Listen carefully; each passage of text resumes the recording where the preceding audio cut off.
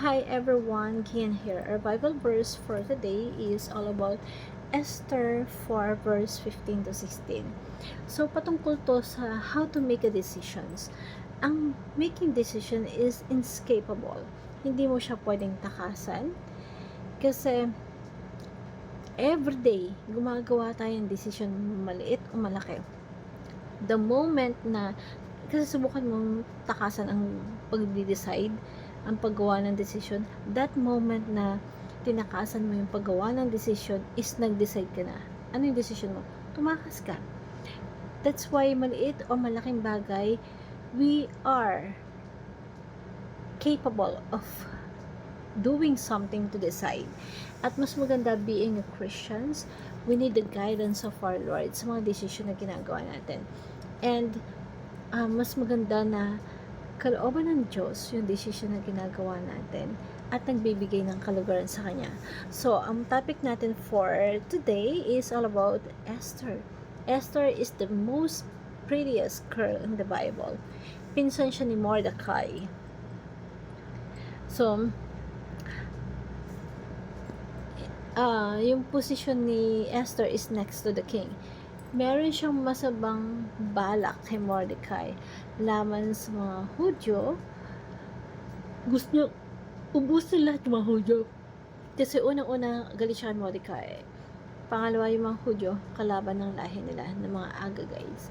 So gusto niya i-wipe out lahat or i-holocaust at that time yung sa ni Esther. So si Esther Jewish siya. Dumating siya sa point ng life niya na meron siyang crucial decision. So, ito yung pinaka-importanting decision sa buhay niya. Yung gagawin niya. And,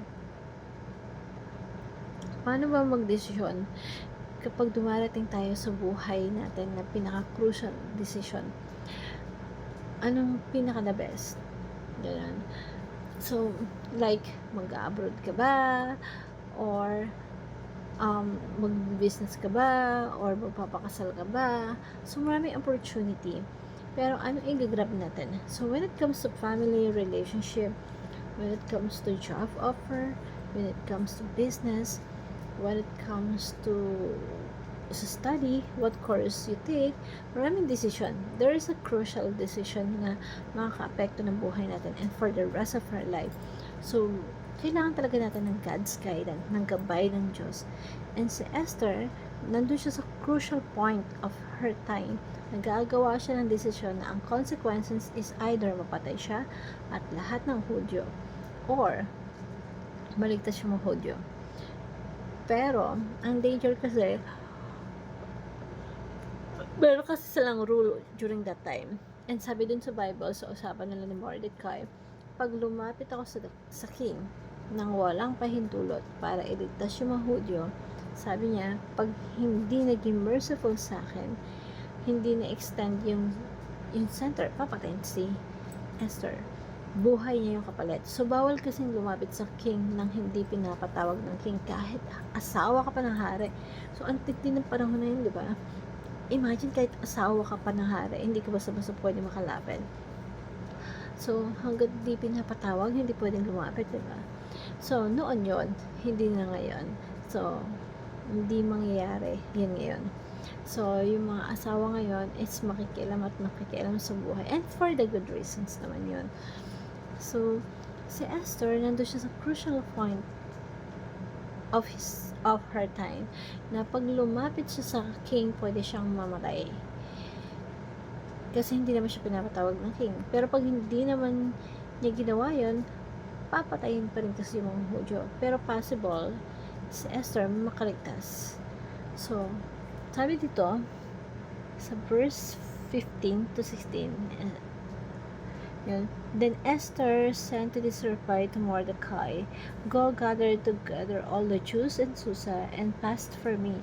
Do not eat or drink for 3 days. Or 3 nights or days. I and my attendants will pass as you do. When this is done, I will go to the king, even though it is against the law, and if I perish, I perish. So sa Tagalog, at sinabi ni Esther sa kanila, nasagutin si Mordecai. Ikaw ay ipunin mo at ipunin mo lahat ng mga Hudyo na tatagpuan sa Jesus at ipag-ayunin niyo ako. Huwag kayong kumain sa loob ng 3 araw, gabi or araw. Isipin nyo, 3 days na walang kain, 3 days, 3 nights. Ganong katindi yung desperado, yung consequences ng decision na yun, yung gagawin ni Esther. So, kailangan ng ganong katindi fasting. So, kahit si Esther, mag-aayuno din. So, pagtapos ng prayer and fasting na yun, ay pupunta siya sa hari ng kahit labag sa batas. At kung siya ay mamamatay, ay mamamatay. So, ang first lesson dito, prayer and fasting gives us courage in our decision. Kapag ka nag-pray ka na meron ka decisions na gagawin sa buhay mo at inuna mo yung panalangin, nag-fasting ka, hindi ka kumakain, hindi ka umiinom. Fasting kasi is the first 7 days of devotion. Kumbaga parang ito yung kaya natin i-sacrifice. Yung hindi, mananalangin ka na nakatutok ka sa Diyos. So, ganun yung ginawa yung mga Hudyo para itulong yun kay Esther. So, bago siya lumapit sa hari, so, it gives courage to her decision. Kasi merong backup ka ng Panginoon. May suporta ka ng Panginoon. Kasi tinawag mo muna yung pangalan niya. Tinawag mo muna yung tulong niya bago gawin mo yung desisyon. So, napakahalaga na bago tayo gagawa ng desisyon sa business, sa pamilya, direction sa buhay, pinapanalangin yan ng gusto.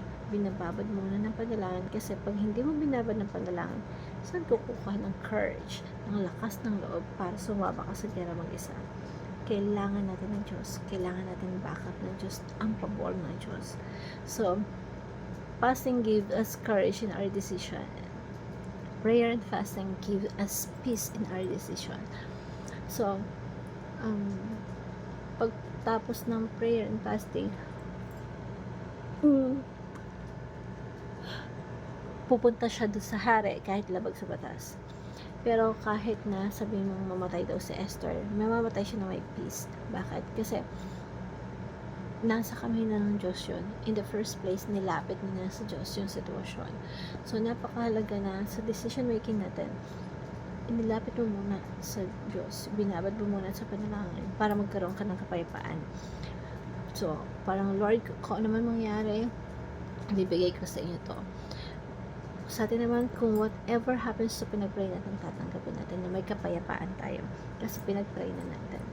And number 3, prayer and fasting gives us the assurance in our decision. So, ang panalangin po natin, ang pagpapasig po natin, meron tong assurance, yung kasiguraduhan na yung decision natin is unang-una, alam natin na nasa kamay na ng Diyos. Pangalawa, ano man ang gawin ng Diyos sa panalangin natin, may assurance tayo na kalooban ng Diyos yun para sa atin. So, napakahalaga na meron kang decision na ginawa na tanong ka ng tanong, tama ba yung decision na ginawa ko? Tama ba yung ginawa ko? Mali ba yung decision na ginawa? Hindi pwede gano'n. Pag gumawa ka ng decision at pinag-pray mo na to sa ating Panginoon, kumbaga nakapag-bargain ka na sa Panginoon, right after of your prayer, ano man ang sagot doon, meron kang assurance na alam mo tama yung ginawa mong desisyon. So, kaya tayo nalalangan, hindi para pangunahan sa Diyos, para alamin natin ano ba yung kalooban ng Diyos para sa atin. Ano ba yung will ni God? So, kung will niyang sumabak tayo sa desisyon, why not? Diba? So, maraming benefits na when you decide to make a decisions, surrender to God. So, dapat isabuhay natin to. Meron tayong number 1, pray and fast before we'll make decisions. So, hindi pwedeng gumawa ka na ng decision sa kakawalang pray. So, anong tawag doon? Pinanganakan mo sa Lord, diba? Mas marunong ka pa sa Kanya. So, hindi dapat, as much as possible, it's not a practice. And supposed to be, is not yun yung dapat gawin. So, bago ka mag-desisyon, manalangin ka muna. Kasi during the praying and fasting, during that time, mas hinahanap natin, we're seeking the will of God. na kung ano yung desisyon niya naka-align sa atin. So, kailangan andun pa rin yung guidance ng ating Panginoon Diyos sa bawat desisyon natin. So, prayer muna before we decide. Pray and fast before we make a decisions. As a respeto sa ating Panginoon Diyos, have courage during the implementations of our decisions. So, kapag pinag-pray mo na yan, bago ka gumawa ng desisyon, kapag ka nagawa mo ng desisyon, habang ginagawa mo yon, meron kang katapangan.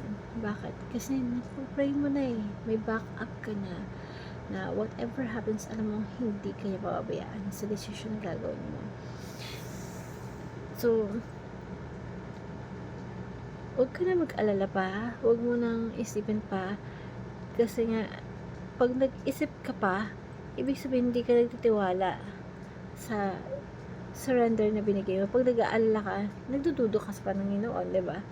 Na ipag-pray mo na, binigyan ka ng kapayapaan ng Panginoon, pero nag-aalala ka pa rin. So, ibig sabihin, hindi ka nagtitiwala sa Kanya. And pangatlo is stop worrying after we make decisions.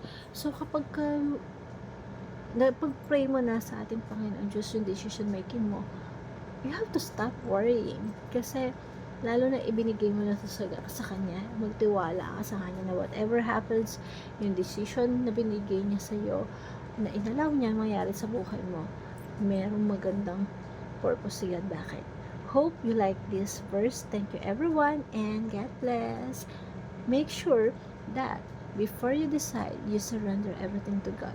You pray first before you decide.